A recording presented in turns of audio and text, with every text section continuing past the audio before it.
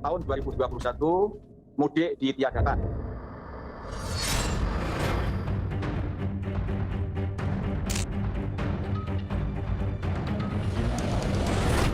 Memahami ini biar tidak salah paham terus, pemerintah ini maunya apa sih sebenarnya dengan kebijakan ini, Pak?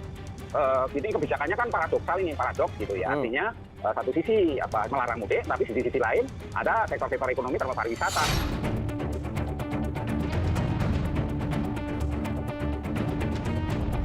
Untuk mengurangi angka COVID-19, pemerintah memberlakukan kebijakan larangan mudik 2021. Pemerintah memberlakukan kebijakan tersebut selama tanggal 6 Mei sampai 17 Mei 2021.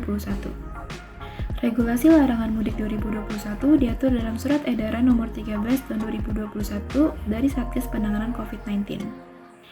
Larangan mudik 2021 tersebut berlaku untuk seluruh moda transportasi, baik darat, laut, maupun udara. Lalu berlaku untuk seluruh lintas perjalanan antar kabupaten atau kota, antar provinsi maupun antar negara. Aturan larangan mudik 2021 tidak berlaku untuk distribusi kendaraan logistik dan juga tidak berlaku untuk mereka yang bekerja atau dinas, kunjungan keluarga sakit, kunjungan duka, ibu hamil, dan persalinan. Selama masa larangan mudik, TNI atau Polri akan melakukan operasi di tempat-tempat yang strategis untuk melakukan upaya screening dokumen surat izin perjalanan dan surat keterangan negatif COVID-19. Pemberlakuan aturan tersebut mendapatkan respon pro dan kontra dari masyarakat.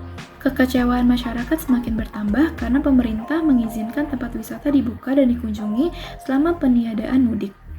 Juru bicara Satgas Penanganan COVID-19, Wiku Adhisa Smito, mengatakan selama peniadaan mudik berlangsung, masyarakat memang diizinkan untuk berwisata, namun hanya di objek wisata dalam kota atau wilayah aglomerasi saja.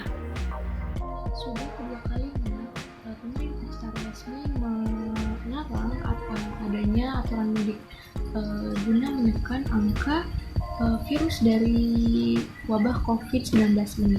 Namun pada kebijakan lain, pemerintah itu justru memperbolehkan tempat wisata dibuka pada saat Lebaran.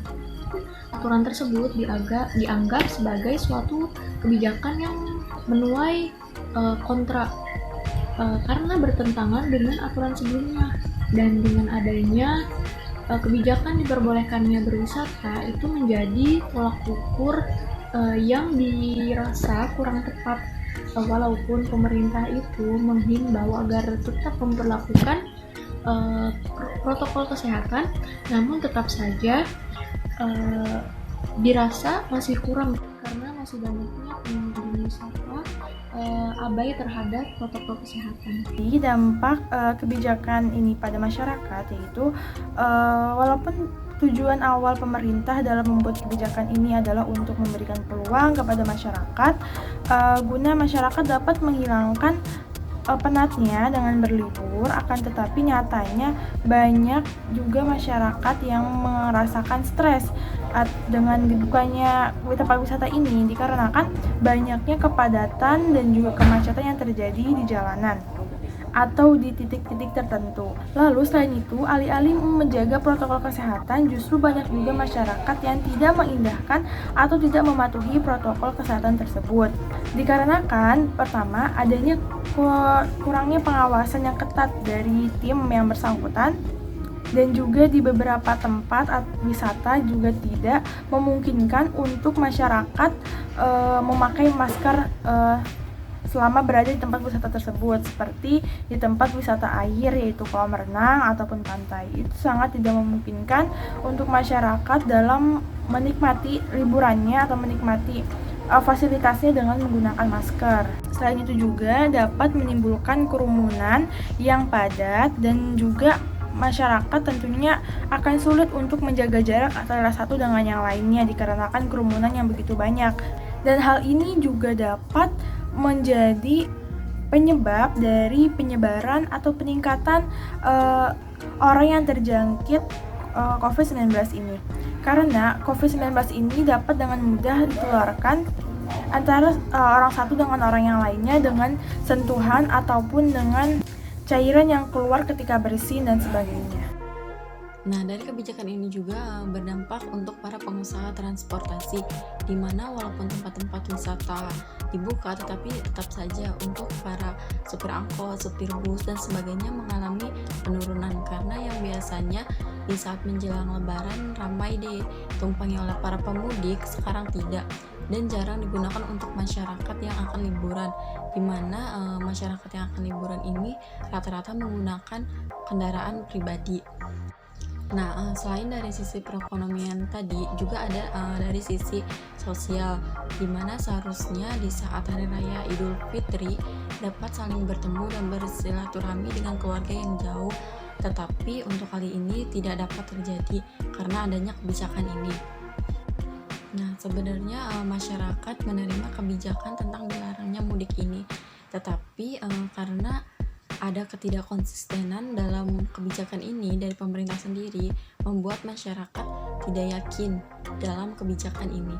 Sudah lebih dari 1 tahun COVID-19 menyerang Indonesia. Berbagai kebijakan telah dibuat oleh pemerintah untuk menurunkan angka COVID-19 ini, termasuk diresmikannya kebijakan larangan mudik tahun 2021. Namun ternyata kebijakan larangan mudik ini terjadi kontra dari masyarakat, serta memunculkan kebingungan dan asumsi di masyarakat. Mereka menganggap bahwa kebijakan ini kurang efektif. Pasalnya, dengan dibuatnya kebijakan larangan mudik tahun 2021 ini, masih banyak sekali tempat wisata yang dibuka di berbagai daerah. Sehingga menurut masyarakat kebijakan ini masih kurang efektif. Dan masyarakat juga beranggapan bahwa kebijakan ini pun kontradiktif satu sama lain. Seharusnya pemerintah harus lebih mempertegas lagi dalam pembuatan suatu kebijakan, agar masyarakat dapat menerima setiap kebijakan yang dibuat oleh pemerintah. Tapi tempat wisata dibuka menimbulkan pro dan kontra di kalangan masyarakat.